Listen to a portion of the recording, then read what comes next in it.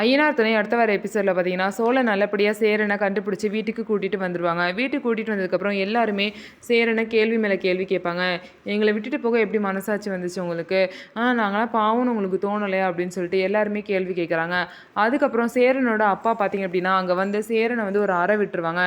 இந்த ஊர் உலகம் வந்து என்னை எவ்வளோ வந்து தப்பாக பேசுது, 2 பொண்டாட்டி நான் தான் கொலை பண்ணேன்னா சொல்லுது, ஆனால் கொலை பண்ணேன்னா இல்லையா அப்படிங்கிறது எனக்கு தான் தெரியும். அப்படி இருக்கும்போது இந்த ஊர் ஜனங்களுக்கு பயந்துக்கிட்டுலாம் ஒரு ஜோசியக்காரன் சொன்னான் அப்படிங்கிறதுக்காகலாம் நீ வீட்டை விட்டு போகலாமா, உனக்கு கொஞ்சமாவது அறிவு இருக்கான்னு சொல்லிட்டு சேரனை வந்து திட்டிட்டு போயிட்டாங்க. ஸோ இதுக்கப்புறம் பார்த்தீங்கன்னா எல்லாருமே வந்து உட்காந்து சேர்ந்து சாப்பிட்றாங்க. இனிமேல் நான் அப்படி பண்ண மாட்டேன், என்னை மன்னிச்சிருங்க அப்படின்னு சொல்லிட்டு சேரனும் பார்த்தீங்கன்னா எல்லாருக்கிட்டையும் மன்னிப்பு கேட்குறாங்க. நான் வந்து உங்களுக்காக யோசிச்சு தான் வீட்டை விட்டு வெளியே போனேன், ஆனால் நான் இல்லைனா நீங்கள் இவ்வளோ கஷ்டப்படுவீங்கன்னு எனக்கு தெரியாது, இனிமேல் அப்படி பண்ண மாட்டேன்னு சொல்லிட்டு சேரன் வந்து எல்லாருக்கிட்டையுமே சொல்கிறாங்க. ஸோ பார்த்திங்க அப்படின்னா சேரன் வீட்டுக்கு வந்ததில் எல்லாருமே ரொம்பவே சந்தோஷமாக இருக்காங்க.